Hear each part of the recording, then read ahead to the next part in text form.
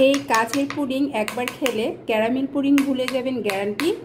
কাচের মোচমোচের আবরণে ভিতরে লুকিয়ে আছে ক্রিমি ইয়ামি, এই যেন এক পুডিংয়ের জগৎ।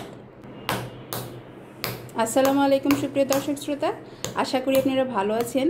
আর আজকে দেখতে পাচ্ছেন কত সুন্দর এক ইয়ামি কাচের পুডিং বানিয়ে নিয়েছি।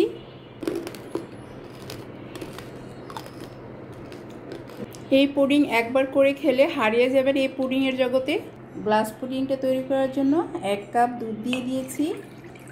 দুধটা অবশ্যই জাল দিয়ে ঘন করে নেবেন। এখন দিয়ে দিব 6 চামচ কর্নফ্লাওয়ার। 2 3 4 5 6, আমি 6 চামচ কর্নফ্লাওয়ার দিয়ে দিয়েছি দুধের মধ্যে।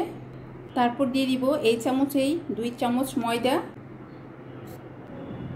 তারপরে দিয়ে দিচ্ছি ডিমের একটি সাদা অংশ, একটি ডিমের সাদা অংশ নিয়েছি। এখন এটা ভালো করে একটু মিশিয়ে নিব। এমনভাবে মিশিয়ে নিতে হবে যাতে করে ময়দা এবং কর্নফ্লাওয়ারগুলো দলা পেকে না থাকে। একটি প্যানের মধ্যে 2 কাপ দুধ নিয়ে নিয়েছি। আমি একটি ছাঁকনি নিয়েছি, মিশ্রণটা তৈরি করেছি ওটা ছেঁকে নিব। এখন চুলাতে বসিয়ে দিয়েছি প্যানটা, তবে এটা অনবরত নাড়তে হবে, যেহেতু কর্নফ্লাওয়ার আছে এটা জমে যেতে পারে, তাই নাড়া বন্ধ করা যাবে না। কনডেন্স মিল্ক হাফ বাটি, চাইলে আপনারা চিনিও ইউজ করতে পারবেন, কোনো সমস্যা হবে না, তবে কনডেন্স মিল্ক দিলে টেস্টটা খুবই ভালো আসে। অনবরত নেড়ে দিতে হবে, নাড়া বন্ধ করা যাবে না। সামান্য লো হিটে দিয়ে দিয়েছি, কারণ এটা আস্তে আস্তে ঘন হয়ে আসছে। দেখতে পাচ্ছেন কেমন করে ঘন হয়ে যাচ্ছে। চুলাটা কিন্তু একেবারেই লো হিটে আছে, কিন্তু কোনোভাবেই নাড়া বন্ধ করা যাবে না। অবশ্যই গরম থাকা অবস্থায় বাটারটা দেওয়ার চেষ্টা করবেন। আর যদি বাটার না থাকে সেক্ষেত্রে ঘি দিতে পারেন, তবে কোনো প্রকারের তেল ইউজ করা যাবে না। তেলটা ইউজ করলে আপনার পুডিংয়ের যে টেস্টটা আছে সেই টেস্টটা নষ্ট হয়ে যাবে। বাটারটা খুব ভালো করে মিশিয়ে নিতে হবে। আমি একটি বাটিতে ট্রান্সফার করে নিচ্ছি। ভালোভাবে ঢেকে দিতে হবে। আমি র্যাপিং পেপার দিয়ে ভালো করে ঢেকে দিচ্ছি, যাতে করে উপরে কোনো হার্ড লেয়ার না পড়ে, তাই আমি ঢেকে দিয়েছি। এখন এটা ফ্রিজে রেখে দিব।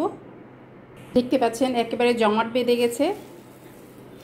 আমি মিশ্রণগুলো একটু বড় বলে নিয়ে নিচ্ছি। এখন দিয়ে দিচ্ছি হুইপ ক্রিম।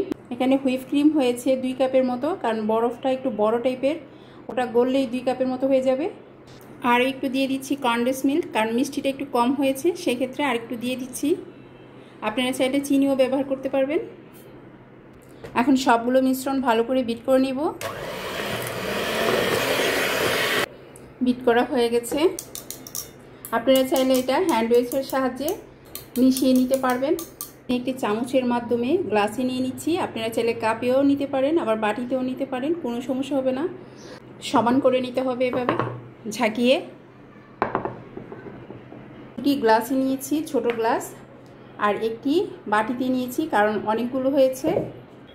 1 বাটির মতো করে চিনি নিয়েছি। চিনিটা যেহেতু বেশি, তাই সামান্য করে একটু পানি দিয়ে দিচ্ছি। অনেকটাই ঘন হয়ে আসছে। দেখতে পাচ্ছেন ক্যারামেলের কালারটা খুব সুন্দর হয়ে আসছে।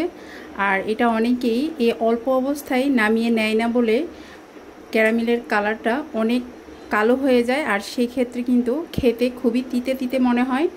তো এখন আমি চুলাটা অফ করে দিচ্ছি।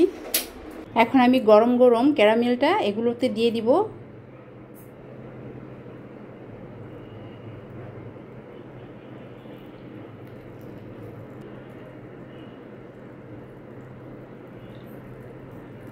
এই কাচের পুডিং একবার খেলে ক্যারামেল পুডিং ভুলে যাবেন গ্যারান্টি। কাচের মোচমোচের আবরণে ভিতরে লুকিয়ে আছে ক্রিমি ইয়ামি, এই যেন এক পুডিংয়ের জগৎ। আজ তাহলে পর্যন্ত, আল্লাহ হাফেজ।